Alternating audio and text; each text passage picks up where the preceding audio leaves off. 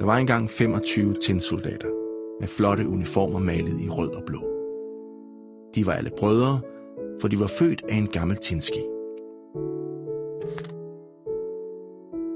Den ene soldat lignede nøjagtigt den anden. Kun en eneste var forskellig. Han havde et ben. Han var blevet støbt sidst, og derfor var der ikke tin nok. Dog stod han lige så fast som sine brødre.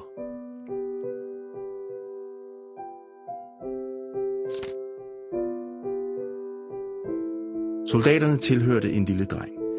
Han havde meget andet legetøj, fra bolde og klovne til et nydeligt papirslot.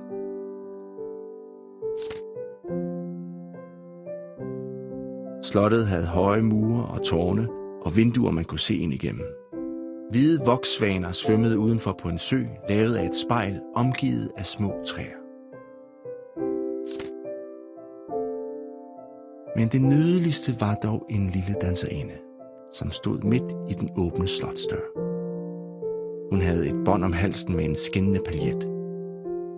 Fordi hun stod i pirouette på et ben, troede tinsoldaten, at hun måtte have mistet et ben, ligesom ham selv.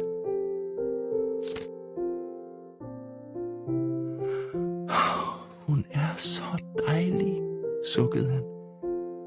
Men hun er for fornem til at blive gift med en jævn soldat som mig. Så gemte den lille tinsoldat sig bag en snustobaksdåse og beundrede danserinden på afstand. Lige meget hvor længe hun stod på et ben i sin pirouette, mistede hun ikke balancen. Om aftenen lagde drengen alt sit legetøj på plads. 24 af soldaterne kom tilbage i deres æske, men den lille tinsoldat, som gemte sig bag snustobaksdåsen, blev stående udenfor.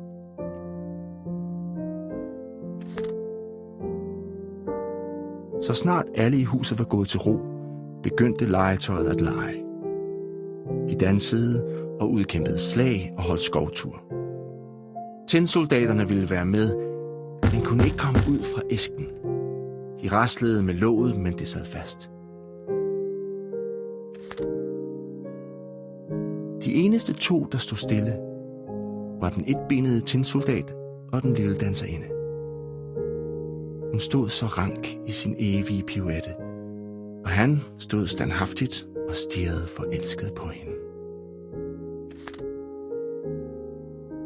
Men da slog klokken 12, og klask, der sprang låget af snustobaksdåsen. Ud sprang en drillagtig trold. Han var et ægelt væsen med vildt hår og onde øjne, og han ville have danserinden for sig selv.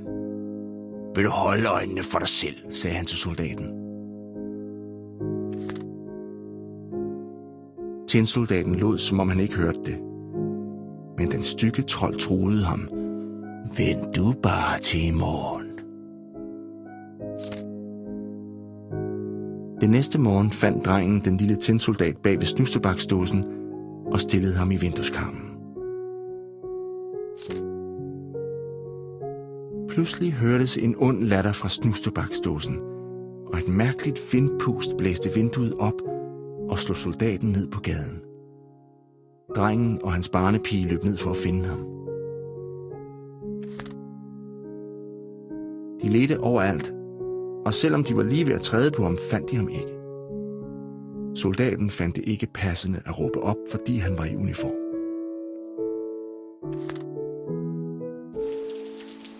Så han blev liggende alene på gaden, indtil det begyndte at regne kraftigt. Vandet rislede over brostenene og blev til pytter og strømvivler, der omringede den lille soldat. Da regnen holdt op, kom 2 gadedrenge forbi. Se, der er en tinsoldat. Han skal ud og sejle, sagde de. De foldede en båd ud af en avis, satte soldaten i den og sendte den afsted i rendestenen.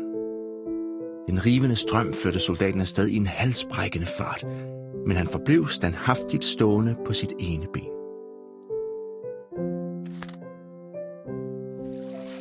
Lige med et hvirvlede vandet båden rundt, og drev den ind i en mørk kloak. Hvor må jeg nu komme hen, tænkte soldaten. Det her må være troldens skyld. Bare den smukke danserinde sad her med mig, gjorde det mig ikke noget at være våd, kold og søsyg. I det samme kom der en stor vandrotte og blottede sine gule hugtænder. Hvor er dit pas? Spurgte den. Hit med passet!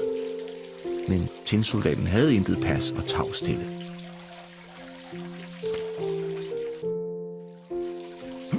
Stop ham! Han har ikke noget pas! Råbte den vrede rotte, men båden sejlede videre.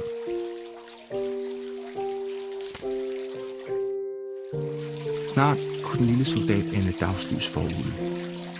Men som lyset blev klarere, hørte han vandet bruse skrækkeligt, hvor rendestenen løb ud i en stor kanal. Strømmen blev stærkere. Der var ingen vej tilbage. Den lille soldat stod tappert, mens han kastedes over kanten af et stort vandfald. Båden styrtede ned i hvirvelstrømmen nedenunder. Den snurrede rundt 1, 2, 3 gange og blev fyldt med vand. Tinsoldaten tænkte på den nydelige danserinde, som han aldrig mere skulle få at se. Og det klang for hans ører. Far, krigsmand, døden skal du lide.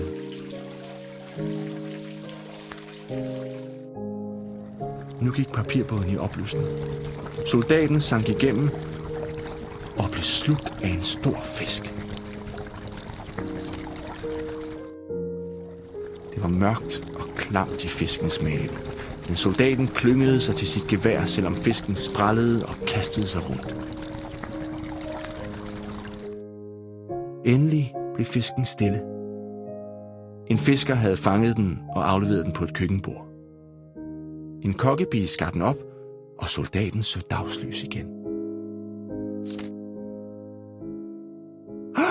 Det er tinsoldaten, sagde kokkepigen. Hun gik ovenpå til børneværelset og gav ham til den lille dreng.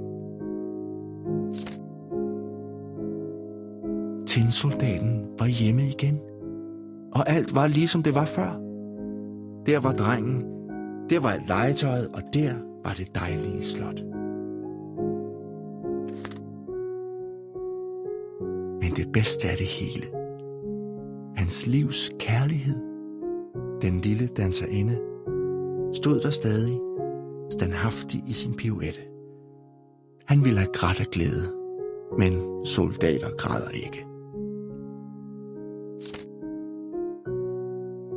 Tinsoldaten og danserinden så på hinanden, men ingen af dem rørte sig.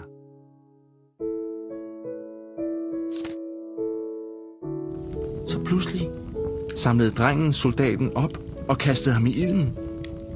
Han havde ingen grund til at skade den stakkels soldat. Det var bestemt troldens skyld. Tinsoldaten stod i den forfærdelige hede. Men om det var af den virkelige ild eller af kærlighed, det vidste han ikke. Den lange rejse havde vasket hans malede uniform af, men nu skinnede han klædt i flammerne. Han så på danserinden, og hun så på ham. Endnu stod han standhaftigt med geværet i armen.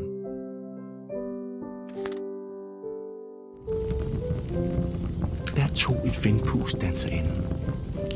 Hun fløj, ligesom en sylfide, tværs gennem værelset og ind i kakkelovnen til den smeltende tinsoldat, blussede op i luge og var borte. Da pigen dagen efter tog asken ud, fandt hun soldatens rester. Han var smeltet til et lille tinhjerte. Af danserinden var der kun paljetten tilbage, og den var brændt kulsort.